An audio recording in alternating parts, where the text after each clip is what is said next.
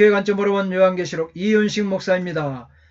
이 시간에는 인자와 땅의 추수 14절부터 16절로 함께 하겠습니다. 두 개의 심판 환상이 2장의 마지막을 장식하고 있습니다. 14절부터 16절은 거룩한 심판의 도래를 추수하라는 익숙한 모습을 통해 그리고 있습니다. 그리고 17절과 16절은 하나님의 진노의 파괴적인 속성을 땅에 포도송이들을 던진 포도주 틀을 밟는 모습으로 강조합니다.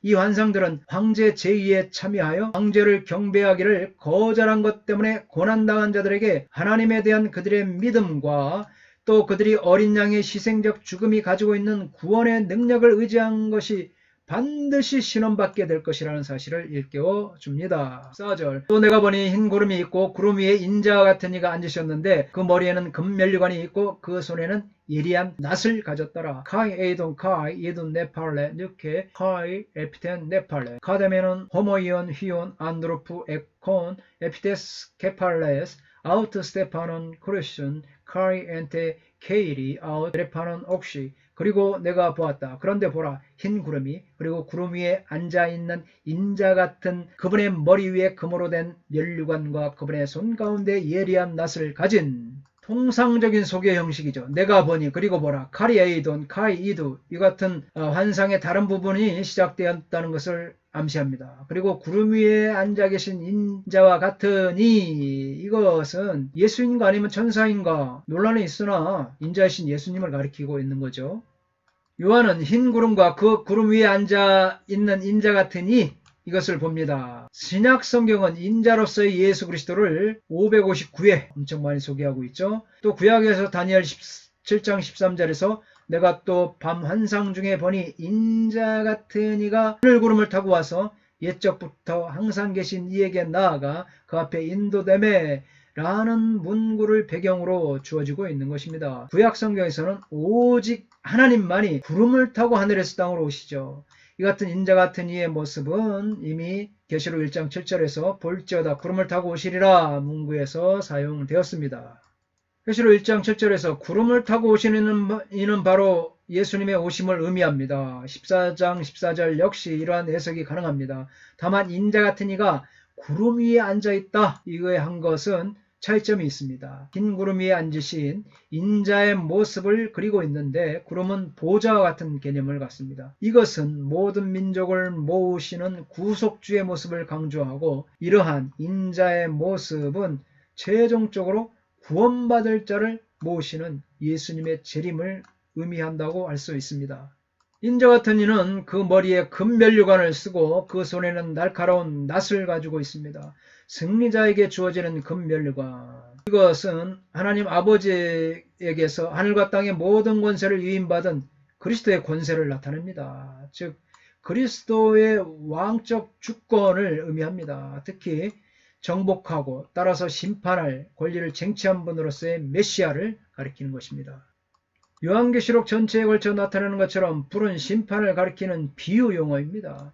여기서 가장 먼저 떠오르는 생각은 심판으로 인한 고난인데 이 고난 개념은 유황이 불심상에 덧붙여지는 것으로 강조됩니다. 고난은 최후의 심판 이전에 겪는 시련이나 최후의 심판의 한 부분으로 겪는 시련의 성격과 관련해 요한계시록 다른 곳에서 이 단어를 주로 사용할 때 가리키는 영적 심리적 고통을 가리키고 있는 것입니다.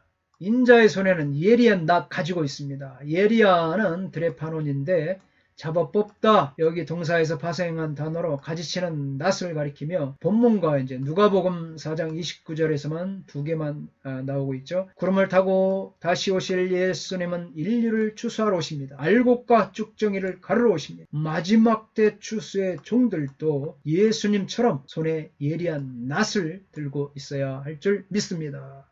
15절입니다. 또 다른 천사가 성전으로부터 나와 구름 위에 앉은 이를 향하여 큰 음성으로 외쳐 이르되 당신의 낫을 휘둘러 거두소서. 땅의 곡식이 다 익어 거둘 때가 이르렀음이니이다 하니 아이 알로스 앙겔로스 엑셀덴 엑투 나우 크라존 엠포네 메갈레 토 카데메노 에피테스 네팔레스 펜프손 토 드레파논 스카이 네리손 호티 엘덴 호 헤호라 네리사이 호티 엑셀란데 호 데리스모스테스게스. 그리고 다른 큰 천사가 큰 음성으로 구름 위에 앉으신 분께 외치면서 성전으로부터 나왔다. 너는 너의 낫을 보내라. 그리고 너는 추수하라. 왜냐하면 추수할 시간이 왔기 때문이다. 왜냐하면 땅의 추수물들이 익었기 때문이다. 추수를 시작하라. 이 거룩한 명령을 전달한 천사는 성전, 즉 하나님의 임재가 가장 거룩한 곳으로부터 나옵니다. 죄에 대한 심판은 공의의 필수적인 요소입니다.